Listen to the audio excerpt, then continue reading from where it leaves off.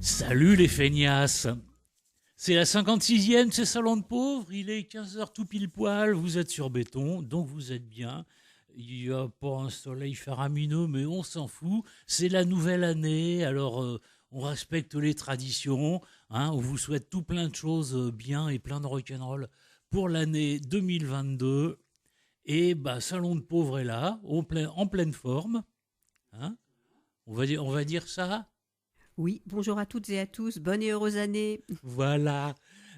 Bonjour Marie-Thérèse. Bonjour Alain. Donc, on va parler de plein de choses. On va faire une récap, ça se fait beaucoup. Ça, ah ouais, c'est bien ça. La récap, c'est bien. Ah ouais. Et puis bon, on va parler de plein de choses. Avant de commencer la récap, une tradition qu'on a commencé le mois dernier et qu'on va poursuivre. Le mois dernier, on avait dédicacé notre émission à notre ami Dominique qui nous écoute depuis Besançon, que ça fait loin. Ce mois-ci, on va la dédier à notre ami Georges Ratineau. Georges, il est président de SOS Homophobie. On a travaillé ensemble dans le cadre des groupes ressources contre la stigmatisation. Et Georges a été menacé au couteau la semaine dernière, vous avez peut-être vu ça dans la presse, Oui. par un de ces abrutis qui crachent sur les assistés, les cassos, et sans doute qui rêvent la nuit de former des milices pour aller casser du PD. Une plainte a été portée et nous voulons témoigner de toute notre solidarité avec Georges, ainsi qu'avec tous ceux qui sont victimes des multiples formes de stigmatisation. C'est même ce qui nous a poussé à faire cette émission. Bon, donc Georges, écoute, tu passes quand tu veux. Voilà. Bonne idée. D'ailleurs, on pourrait inviter Georges à nous parler de ses activités. Bon, j'espère qu'il va bien. Et en tout cas, on est effectivement de tout cœur avec lui. Précisons, il a juste été menacé, il n'a pas été blessé. Non, mais psychologiquement, c'est difficile de recevoir des menaces. C'est de toute façon une saloperie qu'il faut condamner. Alors, je ne sais pas, j'ai lu, comme tout le monde dans la presse, qu'une plainte devait être déposée. C'est sans doute fait, j'espère. Et puis bon, j'espère que ce vieux con... va être condamné à quelque chose, je sais pas, des travaux d'intérêt généraux chez SOS Homophobie, ça serait pas mal. Voilà une idée. Bref, de toute façon, effectivement, il y a des choses à dire sur la stigmatisation en général. Oui, et puis surtout en ce moment, avec tout ce qui se passe. Ouais. On voit, les gens sont complètement... à s'en prendre après, parce que vous n'êtes pas vacciné, on s'en prend après vous, vous êtes vacciné, on s'en prend après vous, vous êtes noir, on s'en prend après vous, vous êtes blanc, vous êtes catholique, donc c'est vraiment devenu, il faut que les gens arrêtent toutes ces discriminations et qu'on vit la main dans la main au lieu d'être de haine et de... Oui, c'est la main dans la main au lieu de le pied dans le cul. En gros, c'est ça, oui. Mais bon, ça fait partie de notre boulot. On apporte chaque mois notre petite pierre à l'édifice, modestement, parce que de toute façon, c'est un truc qui est vieux comme le monde, ça, et je pense qu'on n'a pas fini d'en souffrir. Mais bon, on va essayer de faire au mieux. Oui. Voilà. Donc Georges est invité, il le sait de toute façon, quand il veut, à Radio Béton. Voilà. Bon, alors, qu'est-ce que tu nous as préparé? Donc déjà, j'ai déjà rappelé un petit peu notre groupe. Donc il y a un an, on était notre groupe allocataire du RSA, des gens comme les autres. Il y a un an, on était à 532 et là, on a presque doublé. On est rendu à 941. Donc ça progresse. On n'est pas loin des 1000, mais on y sera. C'est pas mal. On y sera avant la fin de l'année. Ça, c'est même sûr et certain maintenant. Oui. Voilà. Donc, autrement, notre adresse mail, c'est salondepauvre@gmail.com. Notre compte Twitter, Salon de Pauvre. Et puis, notre chaîne YouTube, Salon de Pauvre, où vous pouvez retrouver nos émissions mises en ligne par Ingrid. Coucou Ingrid, bonne année. Bonne année. Et bonjour puis, Ingrid, toujours bonne année, bonne santé. Voilà. Tous tes souhaits soient réalisés. Exactement. Voilà. Et puis, pareil, à nos amis de Tarbes, on leur fait j'espère qu'on va finir par se rencontrer. Oh, ce serait bien. On va essayer d'organiser quelque chose. Donc, voilà. C'est pareil, eux non plus, ils sont pas à côté, c'est pas pratique. Ah non, c'est ça. C'est ça. Et puis ce méchant virus, il nous empêche de faire plein de choses. Oui, puis en ce moment, ils parlent de supprimer des trains parce qu'il y a plein de conducteurs qui se font porter pâle. Oui. Mais bon, on verra bien. On verra bien. Voilà. Donc, à part ça, donc aujourd'hui, j'avais envie de vous présenter quand même, de faire un petit bilan de nos émissions 2021. Donc, elles ont toutes eu lieu par rapport à la 2020 où on a eu des émissions qui n'ont pas pu avoir lieu. Mais là, l'année dernière, elles ont eu lieu toutes. À part quelques petits problèmes techniques et puis l'émission de janvier qui a été raccourcie parce qu'on a eu un faux bond de la dernière minute de l'invité. Oui. Donc, voilà. Ça y a pas porté bonheur. Non, mais bon, on tait son nom. Donc, en février, on a reçu Nicolas Jaumin, musicien et chargé de mission du pôle musique d'Ecopia, qui est venu nous parler des problèmes justement que rencontraient les intermittents du spectacle. Toujours les mêmes problèmes à cause de cette pandémie. Donc, c'était ça. Donc, après, on a eu toute une série avec en mars, avril, mai, juin et octobre. Nous avons réalisé plusieurs émissions sur la santé mentale. Donc, après avoir été contactée par Clarisse Hermelin, coordinatrice au Conseil local de santé mentale à Tours Métropole. Et nous avons donc, au cours de ces émissions, nous avons reçu plusieurs professionnels. Donc, je vais vous les redonner pour que ça vous remémorise un petit peu leurs noms et qui c'était. Donc, il y a Guénolé Lorec, éducateur au foyer d'accueil médicalisé de Saint-Cyr-sur-Loire. Ça, c'était en mars. Mélanie Azevedo-Ress, chargée des ressources humaines à Handicap, un centre d'appel, c'était en avril. Ainsi que Madame Duverger Coche pour Interface 37, toujours en avril. Après, on a reçu Muriel Thibault, père aidant, en mai avec Clarisse Hermelin. Après, on a eu aussi, en juin, on a eu Alain Lumeau, éducateur à l'ESAT, Association Les Elfes, et Françoise Ringard de Job Coach. En octobre, donc c'est tout plus récent, ça, c'était Sébastien Sévillon, directeur de la TIL en octobre. Et puis, Clarisse Hermelin. Mais bon, on a reçu aussi, on a eu quand même d'autres personnes qui sont venues parler, témoigner. Donc, on a eu Denis, Alexandre, Valentin, Jonathan, Alain, Sylvie et Angélique qui sont venus nous parler de leur handicap. Qui sont venus parler de nos handicaps et en particulier des problèmes qu'ils rencontrent sur les gens, comment ils sont envers eux, vu leurs différences. Voilà. Donc leurs témoignages, ils étaient très intéressants. Et là aussi, on peut parler de la stigmatisation, parce qu'eux, ils se la prennent en pleine figure. Donc ça on en a reçu, donc ils sont venus intervenir. Denis, c'était en mars. Alexandre et Valentin, c'était en juin. Et puis Alain, Sylvie et Angélique, c'était en octobre. Donc je vous invite à réécouter ces émissions. Elles étaient très intéressantes. Et en particulier celle d'octobre, il y a eu un échange entre justement ces personnes qui intervenaient. Et là, il y a eu un très bel échange. Et je vous invite à le réécouter. C'était vraiment... Donc direction YouTube. Hein, voilà. Donc, et puis normalement, on devrait refaire dans le courant de l'année... on devrait recevoir de nouveau Clarisse pour nous reparler, de voir où il s'en est. Il y a des nouveautés. Oui, elle a toujours plein de projets en cours. Et puis, on reçoit régulièrement des newsletters. On est tenu un petit peu au courant. On ne peut pas forcément se déplacer à chaque fois pour participer aux réunions, mais on est au courant. Voilà. Donc, en juillet, après, on a reçu... Charlène Laforest de Mobilité 37 et Anaïs Nakoto de Solidarauto. Donc, je remettrai leurs coordonnées dans notre groupe. Donc, si vous avez besoin de véhicules pour aller travailler, vous pouvez vous adresser justement à Mobilité 37. Ou si vous avez besoin de réparer votre voiture et que vous n'avez pas trop les moyens, donc c'est Solidarauto. Donc, et vous pouvez même y passer le permis et apprendre à réparez vous-même votre voiture. Donc ça, c'était en juillet, donc vous pouvez réécouter et je remettrai aussi leurs coordonnées sur notre groupe. Oui, ça fait partie des choses qui sont demandées, ça, assez fréquemment. Voilà. Donc, en août, on a reçu Claudine Rall du Café Solidaire La Belle Poule à Amboise. Donc, je vous mets régulièrement leur planning. Ah oui, on vient de recevoir, j'ai vu ça sur la page Facebook de l'émission. J'ai vu, on vient de recevoir leur programme pour janvier. Voilà. Et puis alors, je vais même pouvoir vous donner l'adhésion cette année pour 2022, c'est 12 €.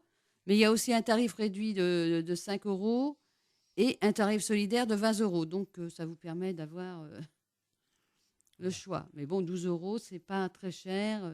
Voilà, donc les riches, vous tournez pas le bouton. Vous mettez solidaire. Voilà.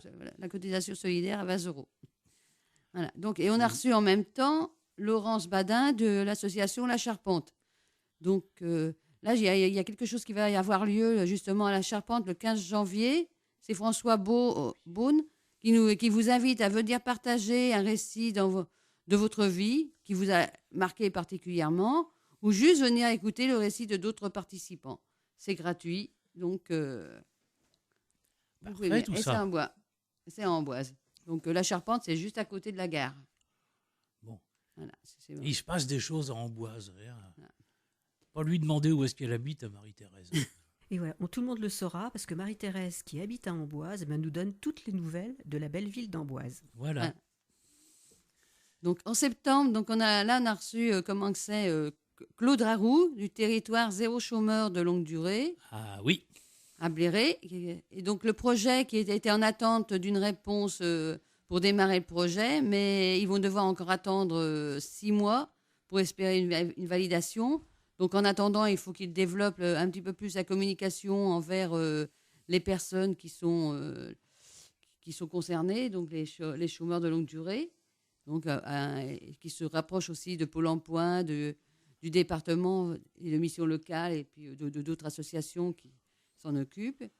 Ouais, ils bossent beaucoup sur la com en ce moment. Ouais, j'ai vu passer plusieurs messages. Ouais. Il faut aussi qu'ils revoient la méthodologie parce que d'analyse de privation d'emploi qui est actuellement basée sur la capacité d'embauche de l'EB. Donc, j'ai cherché ce que ça veut dire derrière. Oui. C'est excédent brut d'exploitation. Ah la vache. Voilà.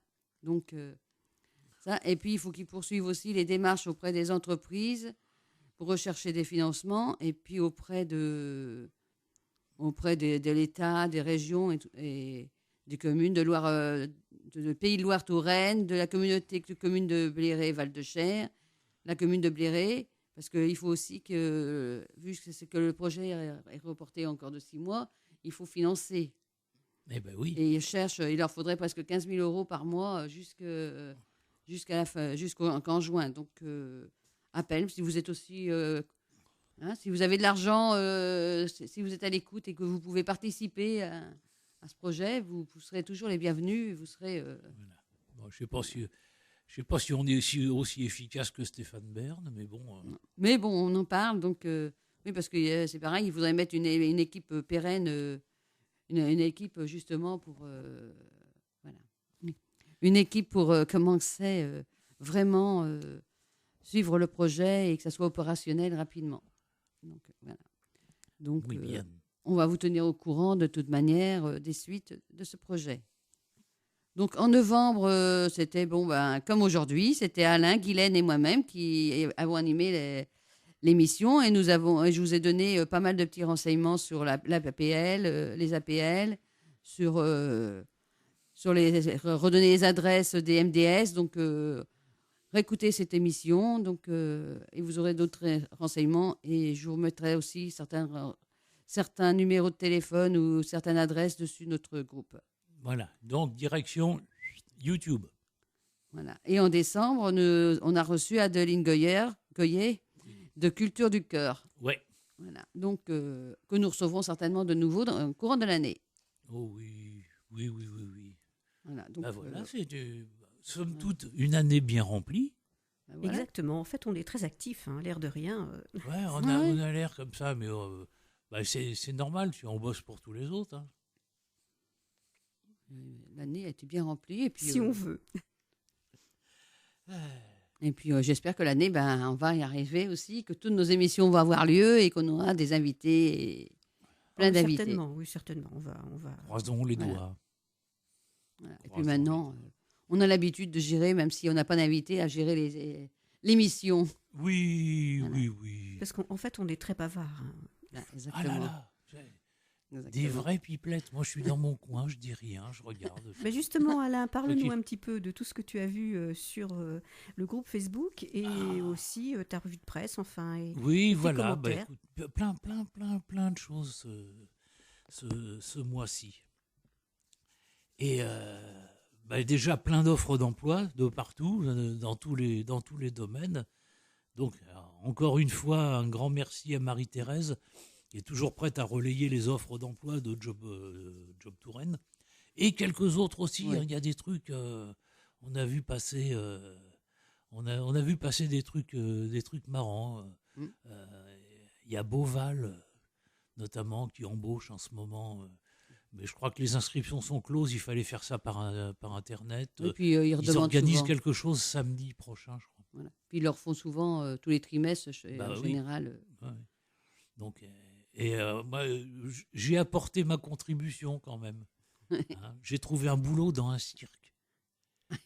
Alors, je ne sais pas si l'annonce a circulé, si le poste a été comblé. Mais bon, j'avais trouvé ça sympa. Ça sortait un peu de l'ordinaire. Ouais. Alors, qu'est-ce qu'il y a sur notre page Facebook ? Eh bien, le 7 décembre, un article très intéressant d'un économiste qui s'appelle Éric Heyer sur la réforme de l'assurance chômage. Alors, la réforme de l'assurance chômage, je sais que notre ami Guylaine a quelque chose à nous en dire, peut-être un petit peu plus tard. Voilà, je vous en dirai quelques mots tout à l'heure, parce qu'effectivement, c'est une réforme qui change pas mal de choses et c'est intéressant de suivre les spécificités de cette nouvelle réforme. Tout à fait. Et donc cet économiste qui s'appelle Monsieur Éric Heyer a donné un certain nombre de chiffres et quelques observations qui sont très pertinentes et qui vont certainement nous guider. Donc on en reparlera ensemble un petit peu plus tard. On va passer tout de suite à la date suivante. Et de toute façon, à la page du 15 décembre, il y a un article intéressant aussi sur le même sujet qui vient du courrier des lecteurs de Ouest France. Et pour tout ça, n'hésitez pas à filer sur Facebook aux pages en question, parce que là, vous aurez l'intégralité des articles, des choses dont on parle. Et moi, j'avais trouvé que cet article était très intéressant. C'est très bien étayé. Mais ça, on va en parler tout à l'heure. Oui. Par contre, le 8 décembre, vous y trouverez un document intéressant que vous pourrez télécharger qui vient du MFRB. Un ange passe. Allez, vas-y, révèle-nous le fin mot de cet acronyme. Que c'est Et pas une idée ? C'est le mouvement français pour un revenu de base. Cache ta joie. Ils ont donc édité un document complet pour défendre leur projet de revenu universel. Vaste sujet. Aujourd'hui, presque tout le monde a sa petite idée qui va d'un simple regroupement des diverses aides déjà existantes dans une sorte de pot commun qui permettrait au passage d'en rogner certaines discrètement pour faire encore une fois des économies sur le dos des pauvres. Rappelez-vous le grignotage de 5 € sur les aides au logement. C'est passé ça. Ça on l'a eu. Bref.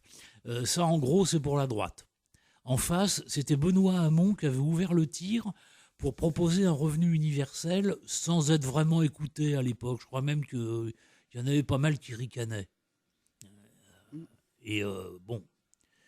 En gros, ça a fait un peu flop. Et depuis, ça a continué à mûrir, des projets fleurissent un petit peu partout. Et ce document, il participe au débat. Je pense qu'on en reparlera dans les mois qui viennent. Ne vous réjouissez pas trop vite, les feignasses. C'est pas demain que vous pourrez aller déguster des mojitos aux Bahamas en all inclusive avec le pognon de l'État. Mais on peut toujours rêver. C'est d'ailleurs le nom de leur brochure au MFRB. Ça s'appelle Le Rêve. Donc c'était sur notre Facebook le 8 décembre. Et le 23, alors là on a fait très fort. On vous propose de tester le revenu de base pendant 1 an. Une sorte de concours où vous pourrez recevoir, si vous êtes tiré au sort, 1000 balles par mois pendant 1 an. C'est Noël chez Salon de Pauvres. On n'est plus sur béton, on se croirait sur TF. Bon. Mais bon, j'invente pas, c'est pas nous, c'est eux qu'on fait ça. Vous retournez à la page du 23 décembre et vous aurez l'article complet avec la façon de participer à ce machin. Et puis bon, voilà, si vous êtes tiré au sort, eh ben vous allez pouvoir tester le revenu de base pendant 1 an. C'est toujours ça de gagner, non ? Alors, donc à ce moment-là, les gens doivent regarder sur Internet et puis au mouvement de revenus de base, c'est une association, c'est une émanation de l'État, Non, c'est une association. Ça vient d'en bas. Apparemment. Parce qu'il faut savoir s'ils ont s'ils ont les budgets pour faire cette expérience au fait auprès de. Ah bah pas du tout. Ça fonctionne en autofinancement par une sorte de crowdfunding. Oui, bon, ça va. Mais bon, on l'a mis quand même parce que bon, ça va dans le bon sens parce qu'on en parle. C'est déjà ça. Après, de toute façon, il suffit de regarder les programmes des différents candidats au présidentiel. Et puis, bon, on voit ce que chacun a mis sur ce sujet-là en fonction de ses préférences. Et puis après, vous êtes grand, vous faites votre choix. Bon, le premier qui vote Zemmour, il prend ma main dans la gueule. Mais... On ne doit pas dire un mot sur la campagne. Elle n'est pas encore officiellement lancée.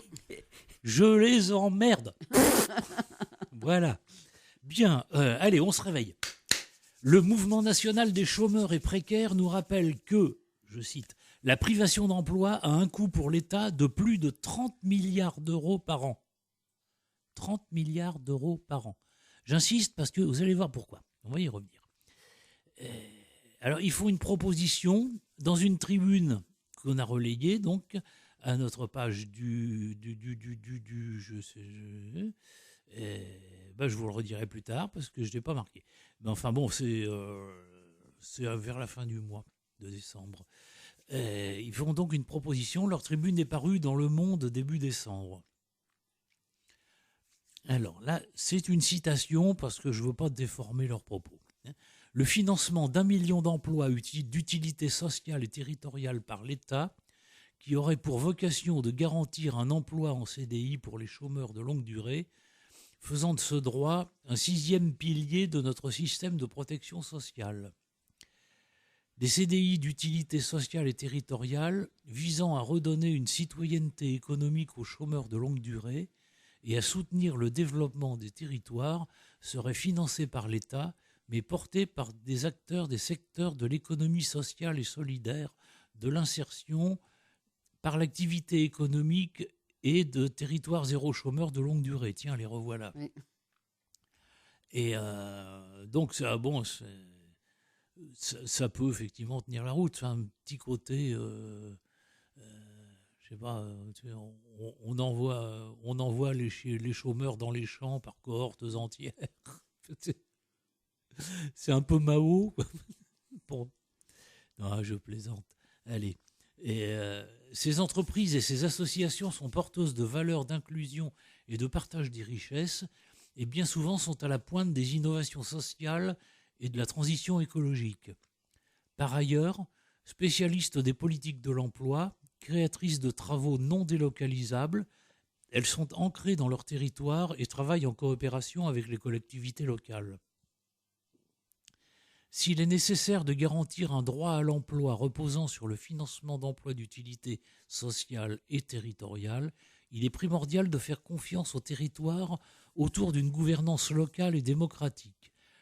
Pour s'adapter à la réalité de chaque territoire, ces créations d'emplois doivent être pilotées à l'échelle locale de façon coopérative entre acteurs publics, acteurs de l'ESS, de l'économie sociale et solidaire, acteurs de l'IAE. Alors là, acteurs de l'IAE, je n'ai pas trouvé ce que c'était, l'IAE. Vous m'excuserez s'il y en a qui savent ce que c'est, vous envoyez un petit mot sur Facebook. Syndicats, entreprises, etc., etc. Des pôles territoriaux de coopération économique dans chaque région recenseraient des travaux utiles mais non réalisés dans les territoires, réhabilitation de lieux désaffectés. Tiens, revoilà Stéphane Bern. Bon. Redynamisation des campagnes, relocalisation des... excusez-moi. Relocalisation de filières industrielles, services à la personne, cohésion sociale, métiers de la transition écologique, etc. Nous estimons qu'avec un budget de 4 milliards d'euros par an, durant le prochain quinquennat, la création de ce million d'emplois d'utilité sociale et territoriale, portés par les acteurs de l'ESS et l'insertion, sera possible, insufflant ainsi dans les territoires une réappropriation de leur développement économique et citoyen. L'emploi inclusif, la transition écologique, la revalorisation des métiers et leur impact doivent être au cœur des enjeux de l'élection présidentielle 2022. C'est peut-être un vœu pieux, mais bon. 4 milliards par an contre 30. En plus, on fait des économies. Donc ça mériterait peut-être qu'on creuse un peu plus la question. Alors je pense qu'on en reparlera. Qu'est-ce que tu en penses ? Oui, c'est intéressant, effectivement. Alors, on a cette initiative Territoire Zéro Chômeur qui va un peu dans le même sens. Mais oui. Ceci dit, il y a aussi je dirais, un microcosme d'associations qui proposent des contrats de travail, etc., qui... dans le domaine social, dans toutes sortes de domaines, ont des activités comme ça de proposition. On les connaît d'ailleurs, hein, il faut se renseigner auprès des maisons de solidarité, etc. Il y a tout un tissu d'associations qui incitent les gens à revenir à l'emploi, leur permettent aussi d'avoir des aides particulières pour pouvoir justement retrouver un emploi, et tout ça sur les territoires des départements en fait, hein. Donc il y a beaucoup de choses effectivement à mettre en place, mais il existe déjà beaucoup de choses, et ce que je crains, c'est que les gens ne soient pas suffisamment au courant justement de des différentes initiatives qui sont déjà en place depuis un certain temps. Donc nous, à notre petit niveau, pour 2022, on va creuser tout ça et puis faire en sorte que vous soyez au courant d'un maximum de choses. Après tout, on est peut-être là un peu pour ça. Mais effectivement, la différence, c'est que ce qui existe actuellement, c'est des emplois qui sont d'abord... c'est pas des CDI, déjà pour commencer, et c'est sur les fonds propres des associations ou sur des budgets, alors que là, il s'agit d'un plan global qui est financé et qui financerait des CDI, ce qui est quand même un pas énorme de franchi, parce que très concrètement, pour quelqu'un qui est au RSA, se retrouver avec un CDI, c'est redevenir un citoyen normal comme les autres, avec l'accès à tout ce que la société peut offrir pour vivre à peu près décemment. Donc, effectivement, ça fait partie des initiatives qui sont relativement intéressantes. Alors après, sur les chiffres, effectivement,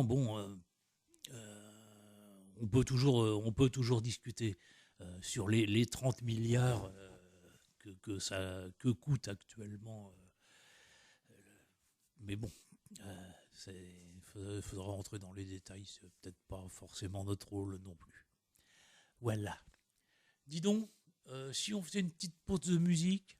Eh bien voilà, une bonne idée. Nous allons effectivement faire une petite pause musicale. Donc, je vous propose d'écouter dans un premier temps... Oui, notre amie Angie. Oui, Angie Palmer. Angie Palmer. Son album s'intitule All Sticks to Scare a Bird. Et son premier titre, c'est... Voilà, on a mis le premier.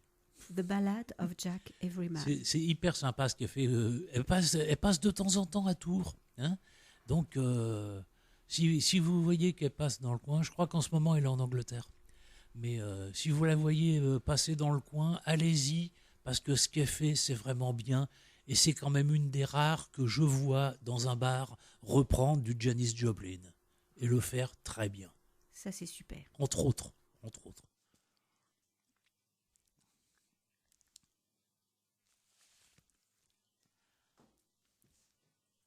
c'est pas démarré. C'est pas démarré.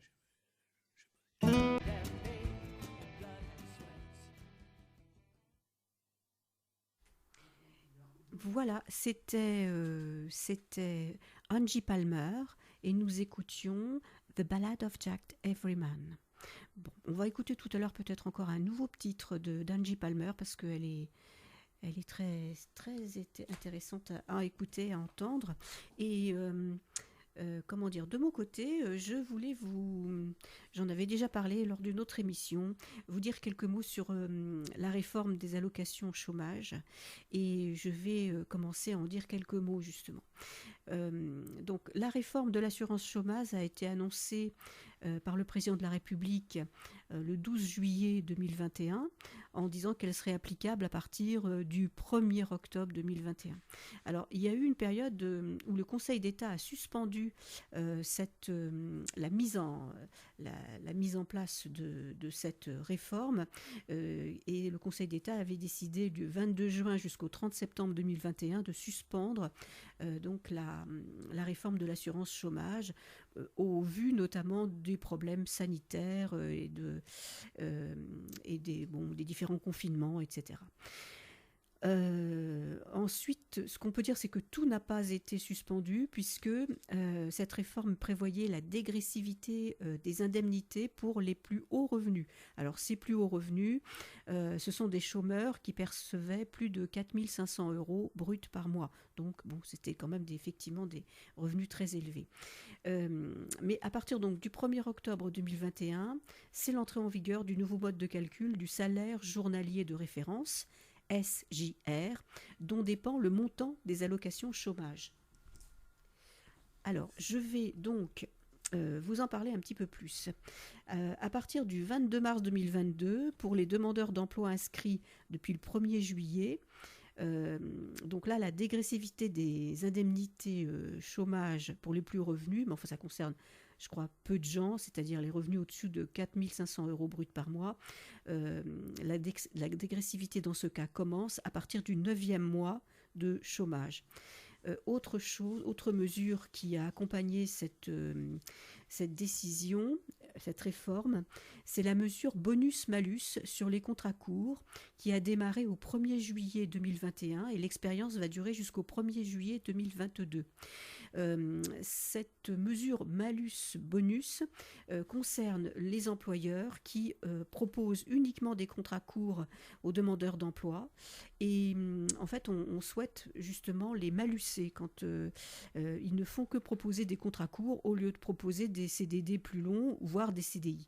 Et donc les employeurs devront payer un malus ou alors avoir un bonus en fonction du fait qu'ils améliorent la durée des contrats qu'ils proposent aux demandeurs d'emploi.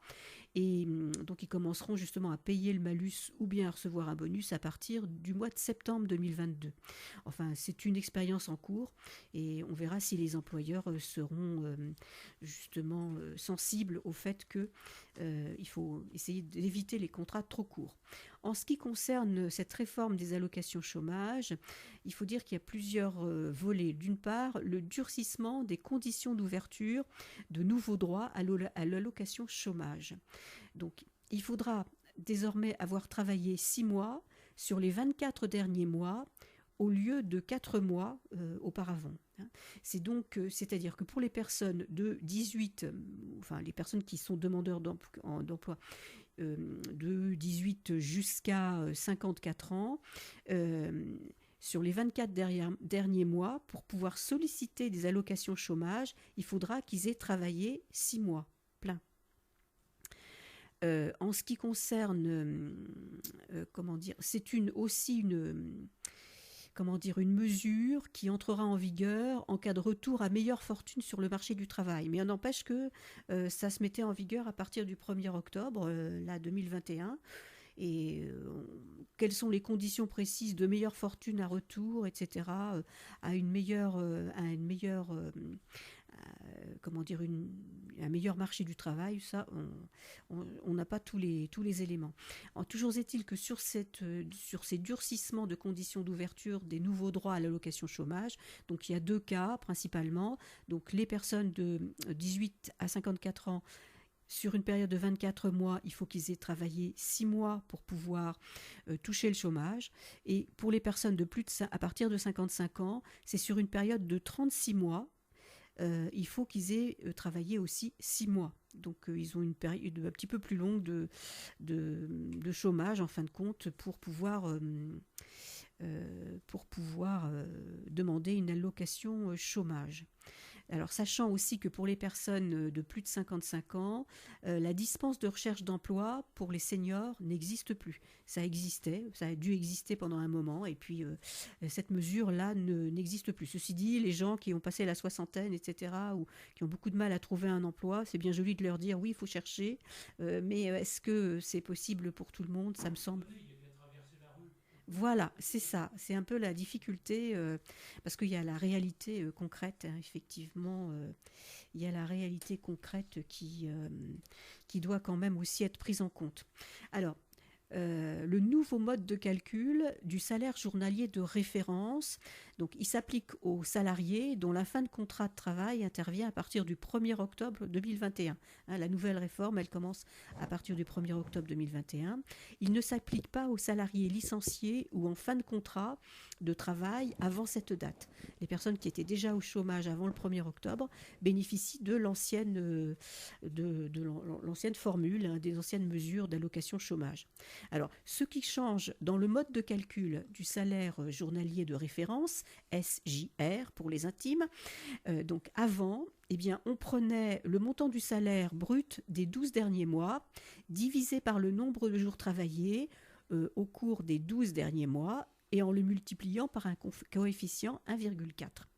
Depuis la réforme, on prend le salaire brut des 24 derniers mois, divisé par le nombre de jours travaillés et non travaillés au cours des 24 derniers mois, et on le multiplie aussi par ce coefficient de 1,4. Alors là, le changement, il est quand même important. Bon, ce n'est pas les 12 derniers mois, c'est les 24 derniers mois. Et puis aussi, on va compter le nombre de jours travaillés et le nombre de jours non travaillés. Ce qui veut dire que ça va faire baisser, en fin de compte, le montant du calcul du salaire journalier de référence. Parce qu'il faut diviser par le nombre de jours non travaillés aussi. Et donc, ça peut faire baisser d'un tiers, en fait, compte ce mode de calcul donc, du salaire journalier de référence. Alors, toujours la même chose, hein, pour les salariés de plus de 55 ans, la période est de 36 mois, hein, et pas de 24 mois. Enfin bon, il y a quand même des cas où on exclut le calcul. C'est par exemple pour les arrêts maladie de plus de 15 jours, les congés maternité, paternité ou adoption, les périodes de formation, et puis les jours couverts par un contrat de travail pendant la période de restriction liée à la crise sanitaire. Voilà les cas où, cette fois-ci, on ne divise pas par ces jours-là, ils ne sont pas comptés dedans. Ce qui fait que de toute façon, avec les jours travaillés et non travaillés, normalement, ça fait baisser le salaire journalier de référence. Et ça, c'est un souci. On voit qu'il y a aussi de ce côté-là un durcissement. Alors, le salaire journalier de référence permet ensuite de calculer l'ARE, pour les intimes toujours, allocation de retour à l'emploi, c'est-à-dire l'allocation chômage. Cette allocation journalière sera égale au montant le plus élevé entre les 57% du salaire journalier de référence et 40% du salaire journalier de référence augmenté de 12 €. Alors là, il y a un petit calcul, vous voyez, c'est technique. Mais enfin bon, normalement, l'allocation de retour à l'emploi ne peut pas être inférieure à 26,56 € par jour et ni être supérieure à 75% du salaire journalier de référence. Donc là, il faut vérifier pour chaque personne demandeuse d'emploi auprès aussi de Pôle emploi, le mode de calcul, comment les choses sont réalisées.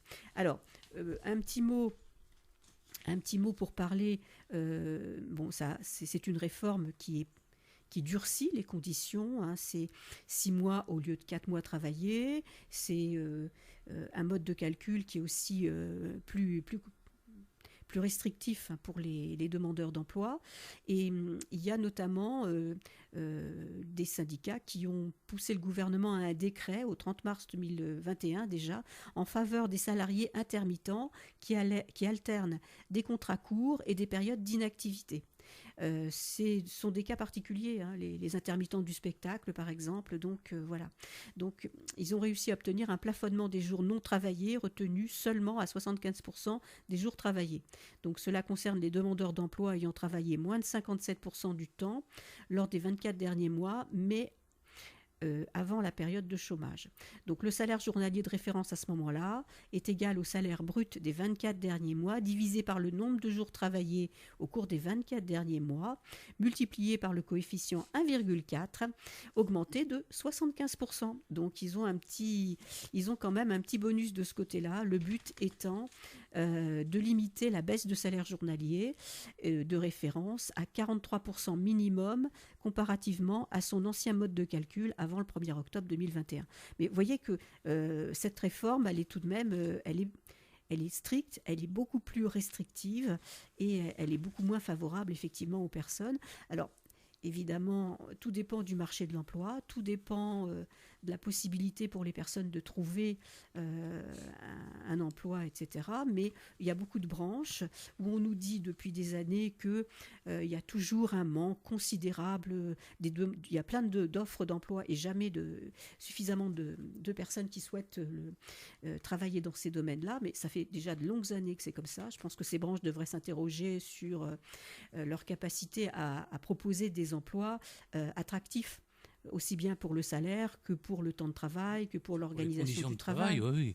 Pour les conditions de travail. On pense tout particulièrement au domaine de l'hôtellerie. Ben oui, l'hôtellerie, la restauration, l'aide à la personne. Enfin, il y a beaucoup de domaines comme ceux-là où il y a effectivement beaucoup d'offres d'emploi, mais en contrepartie, il faut dire que les conditions sont difficiles, les salaires sont peu élevés. Enfin, voilà, toutes ces choses-là. Et puis alors, il y a aussi, et ça, c'est une chose qu'on pourrait creuser lors d'une prochaine émission, c'est aussi le fait qu'on nous dit qu'on a toutes ces offres d'emploi, mais ça concerne que quelques secteurs d'activité.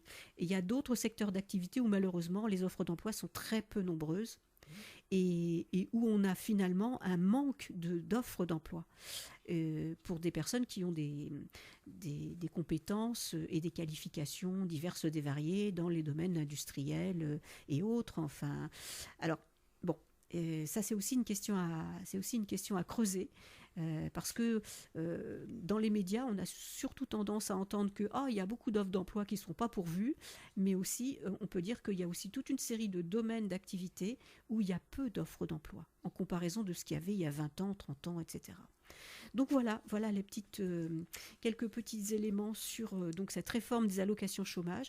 Alain, tu avais toi relevé sur la page Facebook donc des articles dont tu peux peut-être nous dire quelques mots. Oui, parce que ça va se compléter tout à fait.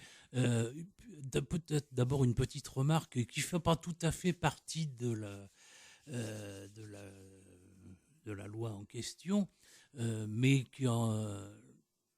qu'en est un corollaire, c'est ce qui a été annoncé en même temps par notre président de la République bien-aimé sur le contrôle des chômeurs, sur la suppression des allocations chômage aux gens qui ne font pas preuve de façon concrète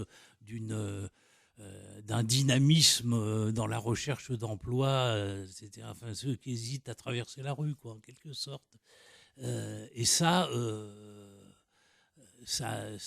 a fait bondir quand même un certain nombre de gens, parce que ça aussi, c'est un durcissement, et c'est pas rien, parce que il suffit de dire, et le cas est arrivé, j'ai vu passer dans la presse le cas de quelqu'un à qui on a reproché de ne pas faire ses démarches de recherche d'emploi par Internet, mais d'envoyer des lettres à l'ancienne, quoi, des candidatures par lettre, par courrier aux employeurs.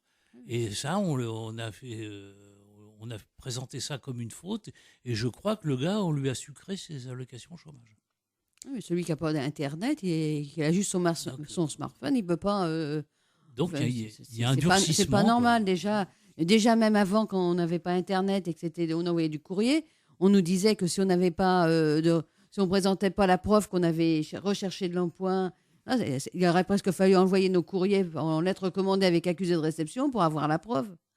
Que maintenant, par mail, c'est pareil. Si on n'a pas l'accusé de réception du mail, quelle preuve on a qu'est-ce qu'on peut leur présenter? Donc, je trouve ça complètement... On va voir ce que ça va donner, mais effectivement, il faut qu'on surveille ça de près.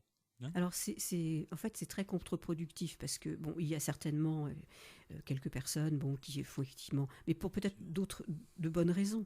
Hein. Une personne qui est au chômage, elle peut aussi déprimer, elle peut aussi avoir des problèmes de santé, elle peut aussi avoir... Enfin, il y a tout un environnement qu'il faut prendre en compte, je suppose, quand même, avant de décider d'annuler les allocations chômage à une personne, parce que c'est la mettre encore encore davantage en difficulté.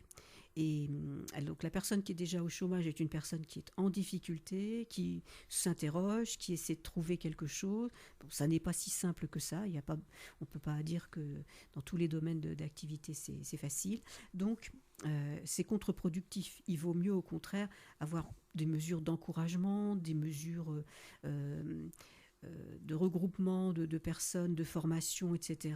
Enfin, de façon à redonner en fait de l'élan aux personnes qui sont en recherche d'emploi et puis surtout à les réconforter sur leurs compétences, sur leurs capacités, de façon à ce que ce soit une démarche positive. Et alors effectivement, le président de la République avait, je le cite, avait eu cette formule: en France, on doit toujours mieux gagner sa vie en travaillant qu'en restant chez soi, ce qui n'est actuellement pas toujours le cas. Alors évidemment, on est tous d'accord avec lui, il vaut mieux travailler plutôt que d'être au chômage, c'est certain. Ceci dit, en ayant une restriction très importante des allocations chômage, qui sont pour la plupart des gens quand même relativement modestes, de toute façon, on ne fait, si ça consiste à dire, en ayant le chômage, vous êtes vraiment à la limite de la disette, etc., ça n'est pas non plus un élément qui permet aux gens de se projeter en avant, etc. Les restrictions, il faut évidemment faire attention à tous ces budgets, c'est clair, mais puis la situation, elle n'est pas si facile que ça. On a beau dire qu'il y a une reprise économique, il faudrait dire plus exactement pour qui, pour quand, dans quel domaine, etc. Enfin là, il y a beaucoup de questions à poser sur lesquelles on reviendra peut-être à un moment ou à un autre. Et surtout qu'il y a pas mal de gens qui n'ont pas les moyens de sortir de leur... parce qu'ils n'ont pas de mobilité, il n'y a pas de transport, il y a plein de choses qui les empêchent de pouvoir aller dire... j'aimerais bien aller à ce travail, mais j'ai pas de moyen de locomotion. Comment je fais? J'ai pas le permis. J'ai pas de. J'ai trop peur d'aller en vélo ou quelque chose. Ils sont que leurs jambes, leurs pieds pour y aller. Ils font comment? On peut pas. Ils ont pas de travail à côté de chez eux et ils ont rien pour se déplacer. Donc ça aussi c'est un gros souci quand on voit qu'on supprime plein de transports en commun simplement. Surtout en campagne, et puis donc on peut pas se déplacer, on peut pas aller travailler où on a envie d'aller, parce qu'on n'a pas les moyens. Ou le transport, où on va commencer le matin à 5h du matin, mais on n'a pas de transport. Ou on va finir le soir à 22h, mais on n'a plus de transport pour rentrer chez soi. Donc il faudrait que ceux qui sont là-haut pensent un peu à tout ça. Parce que à la vie, à la vraie vie, ce qui se passe réellement, et notamment en milieu rural ou périurbain, où les transports sont effectivement défaillant dans un certain nombre de cas et où ça pose un problème majeur en fait aux personnes, aux demandeurs d'emploi. Effectivement, j'étais en train de relire l'extrait de ce que disait l'économiste Éric Heyer. C'est quelque chose qui a été passé le 1er décembre sur France Info. Alors peut-être qu'en replay ça existe, je ne sais pas. Mais en tout cas, effectivement, il commençait par dire qu'on est en train de jouer sur 8% des chômeurs indemnisés qui, éventuellement, ne voudraient pas retrouver un emploi. Et c'est vraiment des mesures à la marge qui sont effectivement, comme tu le disais, inefficaces et contre-productives, et qui sont là dans un but politique évident, c'est de donner des gages à la frange, disons, droite, pour simplifier, de la société.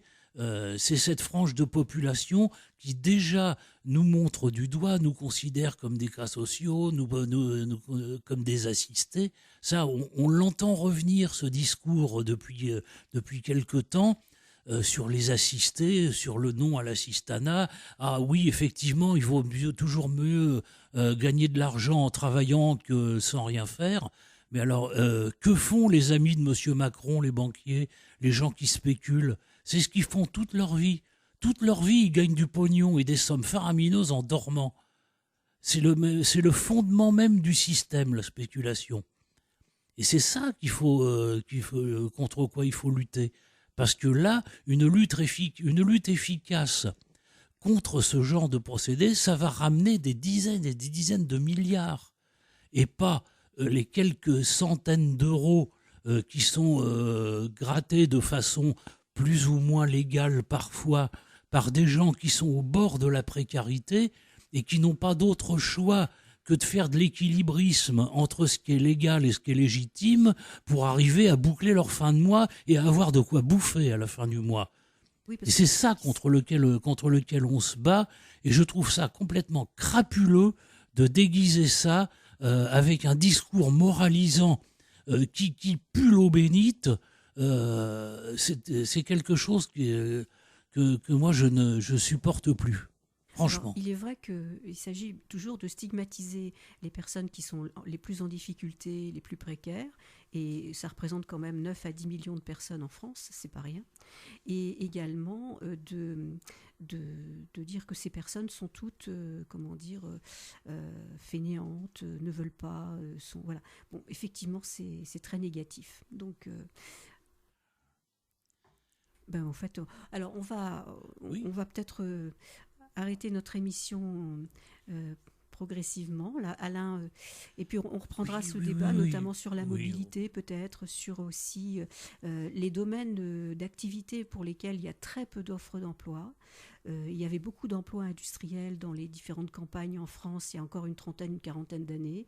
Il y a beaucoup d'entreprises qui ont fermé, on voit beaucoup d'entreprises qui ferment, que ce soit des petits artisans ou autres. Donc voilà. Juste un dernier mot à dire, ce sera très court, et puis après tu pourras balancer direct le générique. Le 24 décembre, le soir du réveillon, pendant que tout le monde digérait sa bûche en défaisant les paquets, on découvrait un SDF mort de froid sur un parking de supermarché dans le quartier de la gare Saint-Jean à Bordeaux. On n'en sait pas plus. Il avait peut-être un nom, il avait peut-être une famille. Le communiqué ne le dit pas. On aurait pu aussi lui dédier notre émission. Voilà, salut, à la prochaine pour Salon de Pauvres.